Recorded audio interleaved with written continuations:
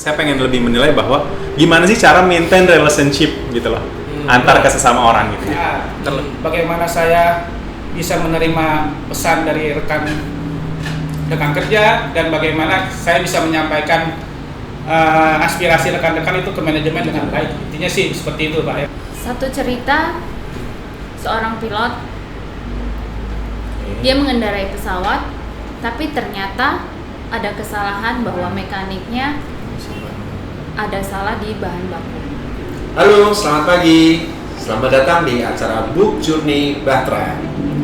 Kali ini dengan saya Agustinus Wahyudro bersama dengan rekan-rekan saya di Bahtera Adijaya. Kita akan sharing, membahas dari apa yang kami dapatkan dari buku Dale Carnegie yang berjudul How to Win Friends and Influence People.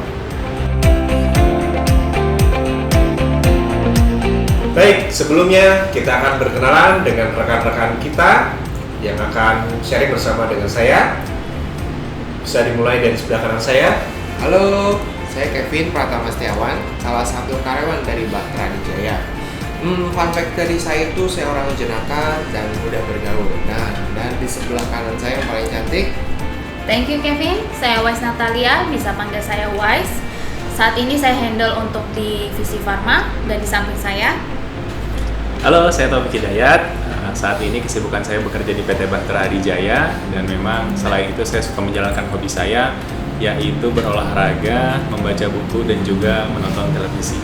Mungkin bisa dilanjut dengan rekan sebelah saya. Oke, terima kasih Mas Taufik. Perkenalkan, nama saya Erwin Widarmayasa. Teman-teman saya biasa memanggil saya dengan nama Erwin. Saya bekerja di PT Bahtera Adijaya. Saya berposisi sebagai staf HR. Dan untuk selanjutnya saya kembalikan kepada moderator kita, Pak Wahyu, silakan. Seperti yang kita tahu, buku ini sangat bagus dan menarik untuk dibahas. Dan seperti apakah temuan dari rekan-rekan kita? Mari kita bahas bersama. Baik, mari kita mulai acara hari ini bersama teman-teman kita. Kalau boleh diceritakan nih, mengenai buku Dale Carnegie ini, buku ini bercerita tentang apa? Mungkin bisa dimulai dari Mas Kevin. Boleh? Iya. Terima kasih Pak Wahyu untuk kesempatannya. Berarti yang saya baca tentang buku ini sangat bagus sekali. Untuk pertama kali kita perkenalan diri terhadap seseorang, terus habis itu dengan cara gimana kita berbicara. Terus buku ini juga bisa memperlihatkan bahwa kita adalah makhluk sosial. Jadi tidak bisa hidup sendiri, semuanya perlu satu sama lain.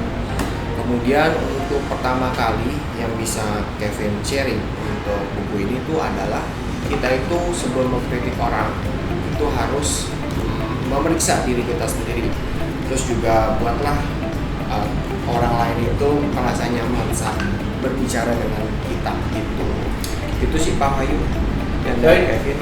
Terima kasih Mas Kevin. Ya. Mungkin bisa ditambahkan Mbak Wise.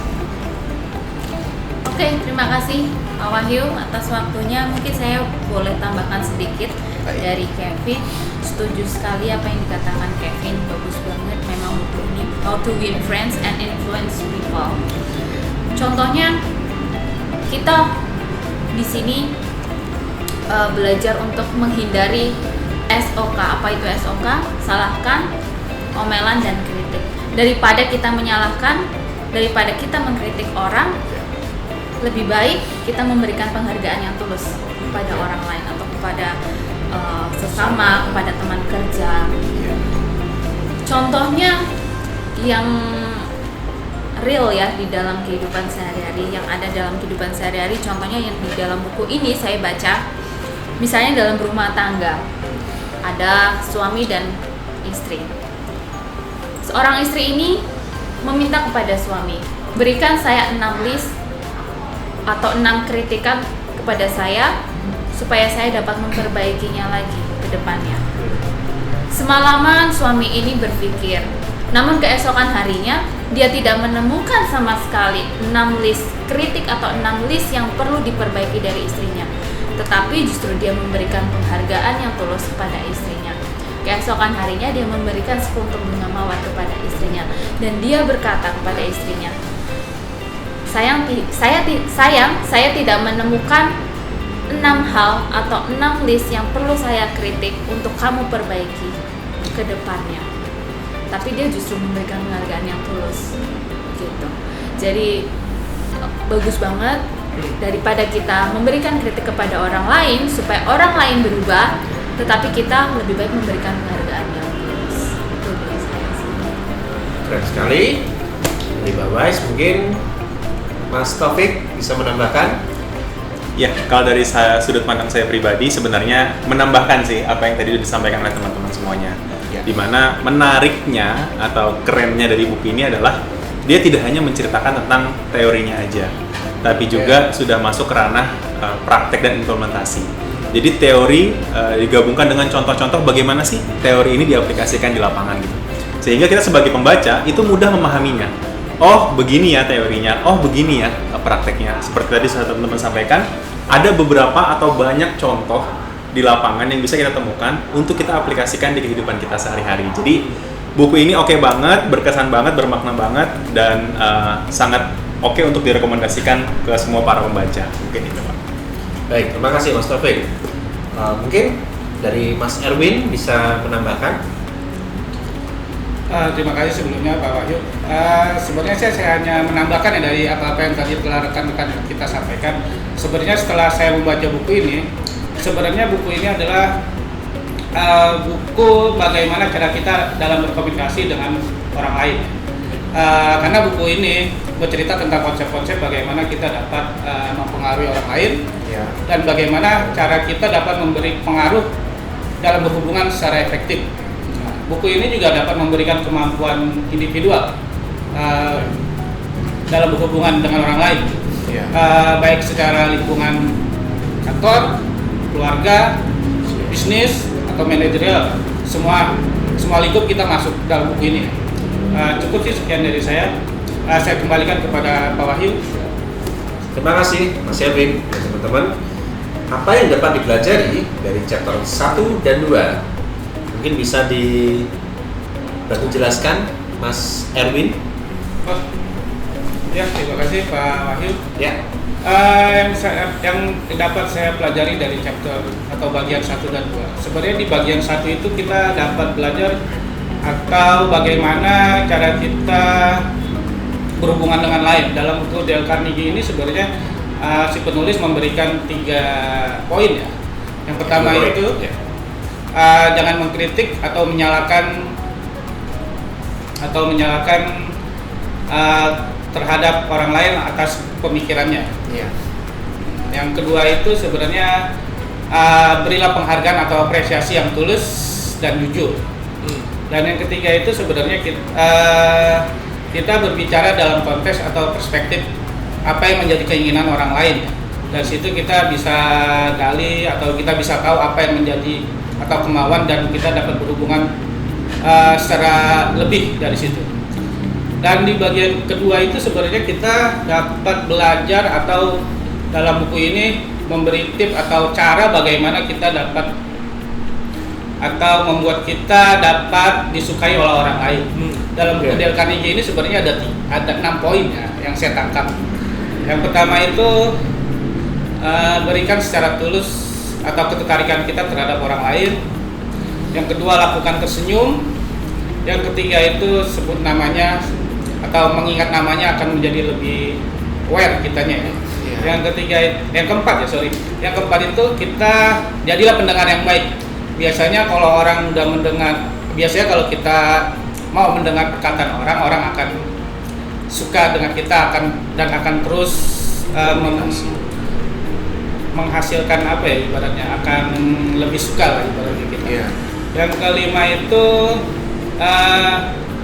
bicara sesuai perspektif atau keinginan orang tersebut ya. Ya, yang keenam ini buatlah orang tersebut menjadi bagian terpenting dalam diri kita. Jadi orang lain itu akan lebih suka karena dia menjadi bagian lebih penting dari diri kita.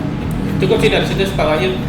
Terima kasih Mas Erwin. Mantap. Jawaban yang sangat bagus dan lengkap. Mungkin kita bisa tambahkan Mas Taufik. Ya. Ya. Kalau saya ngelihat buku ini dari chapter 1 dan 2 menarik ya, karena mereka ini saling berkesinambungan. Artinya yang pertama itu memang dia ini membahas tentang bagaimana kita bisa menempatkan diri menjadi orang lain. Artinya kalau tadi sempat disinggung, janganlah jadi orang yang sok. Sok itu singkatan, salahkan, omeli, kritik. Gimana sih caranya supaya kita nggak jadi orang yang sok? Caranya adalah, saya pernah menonton sebuah kutipan video ya. Di video itu ceritanya ada anak datang ke sekolah terlambat. Setiap hari dia terlambat, dihukum sama gurunya. Tangannya dipukul sama penggaris. Sampai pada suatu ketika gurunya mencari tahu nih, kenapa sih si anak ini sampai terlambat? Oh, ternyata setiap pagi dia selalu mengantarkan ibunya untuk cek kesehatan di rumah sakit. Itulah yang menyebabkan dia terlambat. Akhirnya suatu ketika anak ini datang ke sekolah dan dalam keadaan terlambat, gurunya tidak lagi menghukumnya. Artinya, gimana caranya supaya kita jadi nggak sok dan bisa menjadi pribadi yang menyenangkan? Itu adalah dengan cara kita mengetahui nih, point of view dari orang lain itu seperti apa sih gitu terhadap suatu masalah. Nah, di bab kedua, di chapter kedua, dia membahas tentang bagaimana sih kalau kita sudah bisa memposisikan diri sebagai orang lain. Di chapter kedua membahas tentang gimana sih jadi pribadi yang menyenangkan. Kalau tadi sempat disinggung, memang ngebahas tentang ya harus murah senyum gitu kan, harus mau menyapa, harus tahu nama setiap orang-orang yang ada di lingkungan kita, dan seterusnya dan seterusnya. Dan hal-hal itu kalau kita terapkan di kehidupan kita sehari-hari, sudah pasti orang akan lebih senang loh dengan kita gitu. Terlebih lagi, ya kita diajarkan bagaimana peduli sama orang lain. Dan by teori, kalau orang pengen peduli sama kita dulu yang terlebih dahulu peduli dengan mereka. Maka dari itu, menurut saya, dua chapter ini saling berkesinambungan dan dua-duanya memberikan gambaran bahwa gimana sih jadi pribadi yang menyenangkan dan disukai oleh orang lain. Baru next selanjutnya, gimana sih cara omongan kita bisa didengar oleh orang lain. Mungkin itu Pak Wahyu, chapter 1 dan 2 dari Terima kasih Mas Taufik. Ya. Baik. Nah, dari yang sudah diceritakan oleh teman-teman tadi, apakah ada yang bisa diterapkan dalam kehidupan sehari-hari? Seperti apa? Mungkin teman-teman bisa menambahkan. Paling kalau dari saya, Pak Wahyu, buku ini tuh yang bisa diterapkan tuh bisa banget. Karena di sini juga ada teori-teorinya, sampai ada contoh kasus seperti yang diceritakan oleh Kak Wais, diceritakan dengan Mas Taufik dan Mas Erwin. Jadi mungkin untuk contoh kecilnya ya, kita bisa cerita dan memanggil nama. Itu pun salah satu cara untuk mengaplikasikan teori ini ke kehidupan kita, berinteraksi segala macam. Mungkin dari yang kita bisa terapkan, dan satu poin unik untuk dibahas itu yaitu pemanggilan nama orang dengan nama aslinya, karena nama orang itu kan pemberian dari orang tua ya. Berarti nama itu memang spesial, dikhususkan untuk kita. Jadi kita merasa tuh, oh iya ya, ini nama kita memang dikasih nih sama orang tua untuk digunakan dengan sebaik-baiknya. Itu. Terima kasih Mas Kevin. Sama-sama. Nah, jangan lupa memanggil nama seseorang, itu akan lebih berkesan. Mungkin ada yang mau menambahkan? Wise, persilakan. Ya, betul sekali. Karena nama adalah keunikan setiap orang ya. Nama itu unik. Setiap orang punya nama masing-masing, punya arti masing-masing. Dengan memanggil nama itu salah satu bentuk kecil kita aware, kita perhatian kepada orang lain. Dan yang dapat saya petik juga dari chapter kedua dari buku ini, tersenyum. Tersenyum itu gratis ya, nggak berbayar kan? Ya, benar. Itu adalah penyakit menular loh. Ya, penyakit menular itu tersenyum itu penyakit yang baik yang menular. Dengan tersenyum kita akan menularkan kepada orang lain yang kita ajak tersenyum, dan mereka akan membalas kita tersenyum juga. Betul kan? Dan mungkin kita lebih kita menyapa orang lain pada saat misalnya kita berangkat atau kita sampai di kantor. Selamat pagi, selamat siang, atau selamat sore. Pasti orang lain yang kita sapa, dia juga akan membalas kita dengan sapaan. Semua orang di Bahtera semua begitu ya. Betul. Selamat pagi, selamat sore, siang, ramah-ramah ya. Iya. Betul. Pokoknya satu kuncinya tersenyum. Tersenyum. Tapi jangan tersenyumnya keterusan ya, nanti dikirain orang gila. Terima kasih Kak Wais. Benar sekali. Oke, masukan dari Kak Wais, jangan lupa tersenyum. Apakah buku ini bisa membantu kamu dalam hal profesional? Nah, contohnya seperti apa? Mungkin dari Mas Erwin. Ya, terima kasih Pak Wahyu. Menurut saya dapat mengembangkan dalam diri saya pasti iya. Kalau saya bisa ambil contoh, sekarang saya ini bekerja di PT Batra Adijaya berposisi sebagai staf air. Staf air itu kerjaannya kalau tidak mensosialisasikan aturan yang dari manajemen ke rekan-rekan kerja, atau dari rekan-rekan kerja menyampaikan aspirasi ke manajemen. Nah, saya berposisi sebagai jembatan ibaratnya, yang saya menampung aspirasi. Nah, di situ saya yang harus bisa mengambil sikap. Bila ada aturan atau apa yang harus disampaikan ke rekan-rekan, saya sampaikan dengan cara yang bisa saya ambil dari pelajaran buku ini. Yang tadi yang kita dapat pelajari itu bagaimana berhubungan dengan orang lain. Dari situ kan kita bisa belajar atau bisa tahu bagaimana caranya mensosialisasikan apa yang menjadi keinginan dari perusahaan. Begitupun sebaliknya, seperti apa saya bisa menyampaikan keluh kesah karyawan atau aspirasi rekan-rekan kerja ke perusahaan. Bagaimana saya bisa menerima pesan dari rekan kerja, dan bagaimana saya bisa menyampaikan aspirasi rekan-rekan itu ke manajemen dengan baik. Intinya sih seperti itu Pak yang saya bisa tangkap, dan bagaimana saya bisa mendevelop diri saya dari buku ini yang saya pelajari. Cukup segitu sih Pak Wahyu, saya kembalikan. Terima kasih. Baik, terima kasih Mas Erwin. Mungkin bisa kita sambung dengan Mas Taufik. Ya, ada yang mau disampaikan, silakan. Jadi kalau dari sisi profesionalisme, melihat bahwa memang kalau tadi sempat disebutkan Mas Erwin divisi HR, kemudian saya sendiri coba pengen ngebahas dari sisi marketing and sales gitu ya. Karena memang kebetulan divisinya itu. Jadi memang sebenarnya kan dari judul ya, How to Win Friends and Influence People, itu sebenarnya kalau saya pengen nangkep di dalam bahasa saya sendiri, saya pengen lebih menilai bahwa gimana sih cara maintain relationship gitu loh antar ke sesama orang gitu ya. Terlebih dari di marketing and sales ini kan kita maintain hubungan ke customer misalnya.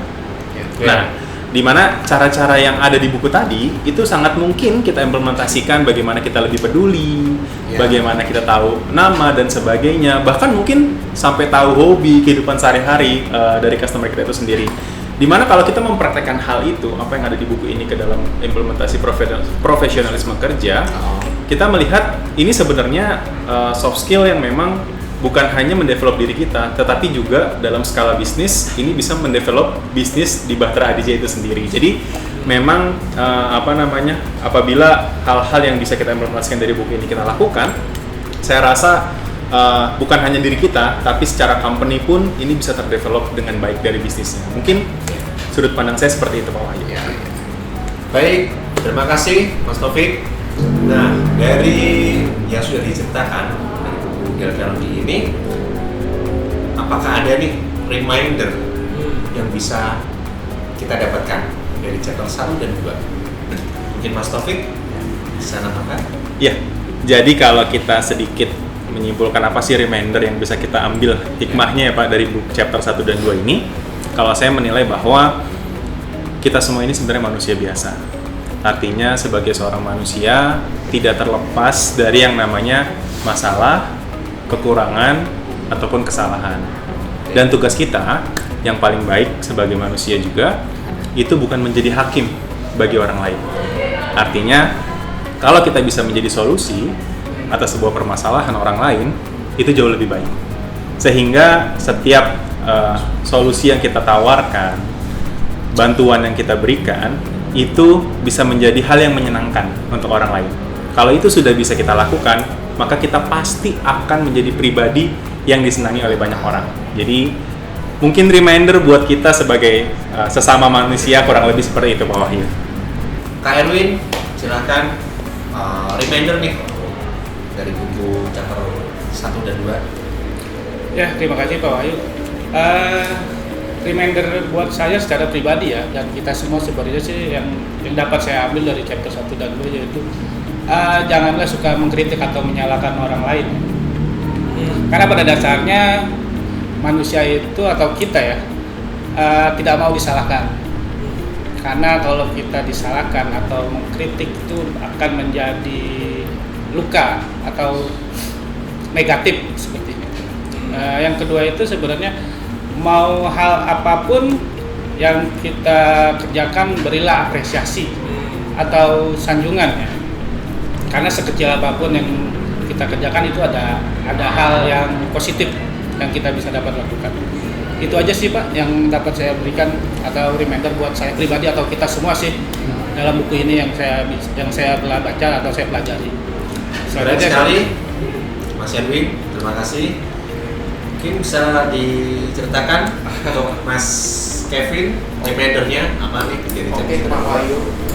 Untuk Kevin sih remindernya sedikit karena dari Kak Wais, Mas Taufik, Mas Erwin itu sudah lengkap sih untuk membahas dari chapter 1 sampai 2. Kalau dari sisi Kevin tuh hanya sekilas reminder itu pada saat kita dihadapi masalah. Saat manusia dihadapi masalah pasti emosional. Entah itu kita mengumpat, entah itu kita menyalahkan bawahan, entah itu nanti pada suatu hal tersebut nanti balik lagi ke kitanya. Jadi kita dalam buku ini tuh remindernya saling berikan pengertian, terus terima kritik sama jadilah pendengar yang baik. Gitu Pak Wahyu. Saya Kevin. Wah, keren-keren ya jawabannya dari teman-teman. Mungkin saya mau minta tambahan lagi, Kak Wes bisa ikut menambahkan terkait reminder yang bisa kita dapatkan dari buku ini, silakan. Iya. Satu cerita seorang pilot,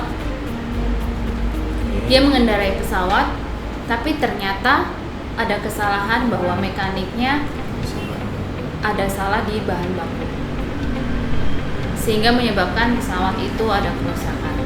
Tapi apa yang dilakukan seorang pilot itu kepada seorang mekanik?